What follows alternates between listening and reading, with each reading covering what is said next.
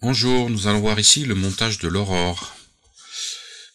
C'est une mouche avec une aile en cul de canard de 2 couleurs. Alors pour faire ce montage, j'utilise un hameçon Daiichi 1180 sur numéro 14.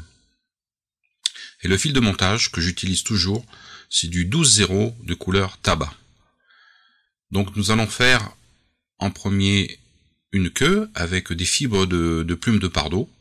En général, je prends du Corzuno Oscuro ou ce qu'on appelle de la flore d'Escoba. Donc ça, la couleur, pour moi, ça n'a pas vraiment beaucoup d'importance. Donc je fais un enroulement sur tout le corps, pour bien ligaturer les fibres. Je coupe l'excédent. Et je finis de tout écraser avec le fil de montage. Alors je fais un enroulement jusqu'à l'œillet pour éviter que le hameçon soit nu. Parce que généralement, quand l'hameçon est nu, les matériaux ont tendance à glisser plus facilement dessus. Donc je prends 2 plumes de cul de canard, de couleur gris naturel, assez grandes, hein, faut des grandes fibres. Donc je les superpose et je les aligne bien. Et je vais prendre toutes les fibres d'un côté des 2 plumes. Donc pour ça, je prends les fibres, je tire tout doucement, je les arrache et je les enroule, voilà. Comme si vous découpiez une feuille de papier et vous l'enroulez au fur et à mesure. C'est un peu le même principe. Donc ça me permet de bien regrouper toutes mes fibres. Et voilà, j'ai un joli toupet de cul de canard. Donc je le retourne, car je vais l'attacher les pointes vers l'avant, vers la droite. Donc je place les fibres de CDC sur l'hameçon et je commence à ligaturer avec le fil de montage. Alors je serre pas trop au début. Et je reviens un petit peu sur l'œillet. Alors, il faut toujours bien laisser un espace juste derrière l'œillet. Il faut laisser au moins 1 millimètre à peine. Il faut bien choisir. Il faut pas que ça soit trop court ni trop long. Donc, je coupe l'excédent de cul de canard. J'en enlève le maximum pour éviter que ça fasse une trop grosse bosse. Voilà. Je continue de ligaturer un tout petit peu. Je me replace. Et je vais mettre maintenant une seconde touffe, mais un petit peu plus petite, hein, pas autant que la première, de fibres de cul de canard, mais de couleur claire, comme ça c'est un blanc, gris sale, je dirais. Alors je vérifie bien que j'ai encore un tout petit peu d'espace devant l'œillet. Ça c'est important, il faut toujours laisser un espace. Il faut pas qu'il soit trop court ni trop long. Voilà, s'il est trop court, vous pourrez pas remonter faire l'aile, et s'il est il y a trop d'espace, eh ben vous pourrez pas, l'aile se fera pas. Donc une fois que les fibres sont bien alignées, je prends tout ça entre mes doigts, avec mon étau rotatif, je fais tourner toutes mes fibres en dessous de la mouche. Voilà. Alors comme j'ai mis deux paquets de fibres de cul de canard, donc je les dispose bien de façon à que ça fasse un éventail.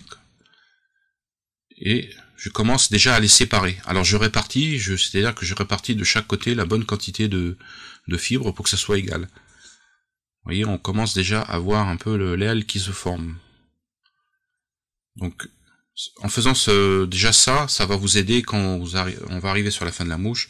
Ça vous aidera, vous pourrez remonter votre aile beaucoup plus facilement. Ça sera beaucoup plus facile. Donc là, une fois que tout est bien calé, je ligature avec le fil de montage pour que ça ne bouge plus. Et vous voyez, on se retrouve de chaque côté avec un petit peu de cul de canard clair. Alors là, avec le fil, je tourne. Faut bien écraser, faut pas avoir peur de bien serrer. Donc je me positionne au niveau de la queue. Je fais un dubbing loop. Voilà. Je fais 2 tours autour du dubbing loop pour bien fermer le dubbing loop, pour qu'il n'y ait pas des espaces. Et ensuite, je vais placer dans le dubbing loop mon twister en attente et une mèche de dubbing de lièvre. Alors c'est du dubbing de lièvre que je fais moi-même, c'est du dubbing de lièvre assez grossier. Vous voyez, il y a beaucoup de poils, un petit peu de bourre pour maintenir un peu tout ça, mais je fais ça avec des longs poils. Donc une fois c'est dans la boucle, je torsade. Pas trop, hein, faut pas trop torsader, sinon si c'est trop torsadé, après c'est très difficile à enrouler. Ça fait pas des jolis corps. Donc j'enroule. Alors je fais attention de bien commencer au niveau de la queue pour pas qu'on voit, voilà, le sous-corps. Et j'enroule.